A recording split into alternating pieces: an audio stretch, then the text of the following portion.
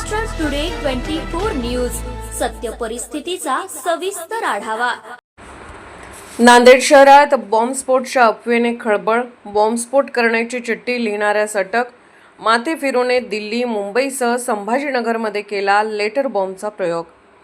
एकाने मी पुण्यातील मारणे गँगचा सदस्य आहे। नांदेडमध्ये 6 मार्च रोजी एका धार्मिक स्थळावर बॉम्ब पडणार आहे अशा आशयाची चिठ्ठी लिहून नांदेडच्या बस स्थानकाच्या तक्रार पेटीत टाकली आणि याबाबतचे कॉल जिल्हा पोलीस अधीक्षक कार्यालयाला देखील केले।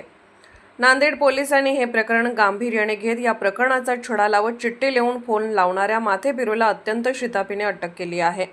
याबाबत पोलिसांनी दिलेली माहिती अशी की 2 दिवसांपूर्वी जिल्हा पोलीस अधीक्षक कार्यालयात एक निनावी फोन आला की नांदेड शहरात 6 मार्च रोजी एका धार्मिक स्थळावर बॉम्ब पडणार आहे। त्या संदर्भातील चिठ्ठी नांदेडच्या बस स्थानकाच्या तक्रार पेटीत टाकली असल्याचे सांगितले। त्यावरून पोलिसांनी तातडीने दखल घेत तक्रार पेटी तपासली असता तक्रार पेटीत चिठ्ठी सापडली। त्या चिठ्ठीत मी पुण्यातील मारणे यांच्या गँगचा सदस्य आहे आणि नांदेडमध्ये 6 मार्च रोजी दीपक बाळासाहेब मारणे हा बॉम्ब टाकणार आहे असे चिठ्ठीत नमूद केले। त्यामुळे तातडीने सायबर टीमच्या मदतीने पोलिसांनी शोध घेऊन अंबेजोगाई येथील मनियार गल्ली येथून शेख सलीम शेख चांद पाशा वय 35 याला अटक केली। त्याने आपणच चिठ्ठी लिहिली व फोनही केल्याचे सांगितले। त्यानंतर त्याने मी पुण्यात एका दीपक बाळासाहेब मारणे यांच्या हॉटेलमध्ये नोकरी करत होतो, त्यांच्याकडे मोठ्या प्रमाणात शस्त्रसाठा आहे, तेच बॉम्बस्फोट करणार आहेत म्हणून ही माहिती टाकल्याचे त्यांनी सांगितले। दरम्यान त्यांच्या एकंदर वागणुकीवरून तो माथे फिरू असल्याचे पोलिसांच्या लक्षात आले। शेख सलीम याने यापूर्वीही मी दिल्ली, मुंबई व छत्रपती संभाजीनगर येथे असेच सांगितले होते असे सांगत असून शेख सलीमने छत्रपती संभाजीनगर येथे असाच प्रकार केल्याचे उघडकीस आले आहे। शेख सलीम विरोधात अंबेजोगाई पोलीस ठाण्यात गुन्हे दाखल आहेत। तो माथेफिरू असल्याची बाब पुढे आली असून तो अंबेजोगाई येथे पाणीपुरीचा व्यवसाय करतो अशी माहितीही पोलिसांनी सांगितली। दरम्यान या प्रकरणात वजिराबाद पोलीस ठाण्याचे पोलीस निरीक्षक परमेश्वर कदम यांच्या टीमने सायबर टीमच्या मदतीने शेख सलीमला अटक करून शेख सलीमने टाकलेल्या लेटर बॉम्बमध्ये काहीही तथ्य नसल्याची बाब समोर आली आहे।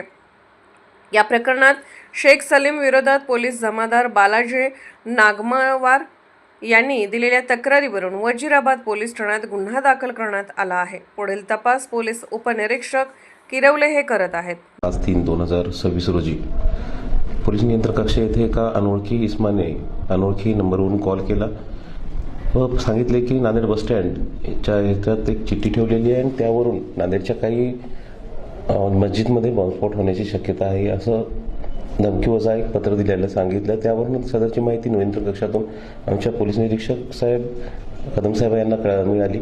त्या अनुषंगाने माहितीची एकदम गांभीर्याने दखल घेत माहिती वरिष्ठांना तसेच दहशतवादी यात कुठला प्रयत्न आहे का ही सतर्कता बाळगण्यासाठी दहशतवादी विरोधी पथक यांना सुद्धा कळवून मिळालेल्या नंबरची माहिती त्या इसम कोण आहे याची माहिती घेण्यासाठी 2 स्थानिक पथक नेमले। त्या पथकाने त्या इसम अंबाजोगाईत असलेले समजून असल्यामुळे तिथे एक पथक पाठवलं। त्या पथकाने तिथे जाऊन खातरजमा करून शेख सलीम शेख चांद पाशा नावाचा इसम ताब्यात घेतला असता तो इसम मनोरुग्ण असल्याचे निष्पन्न होत होते।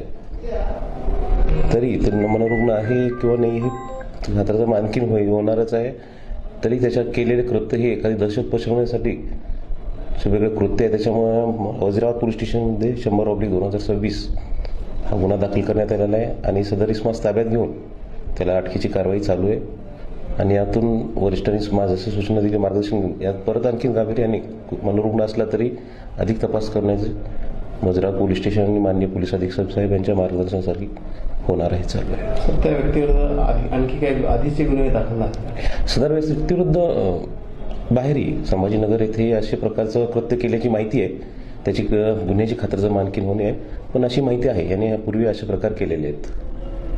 आता पोलीस कोठडी वगैरे काय चालू आहे? हो, सध्या अटकेची प्रोसेस त्याची चालू आहे।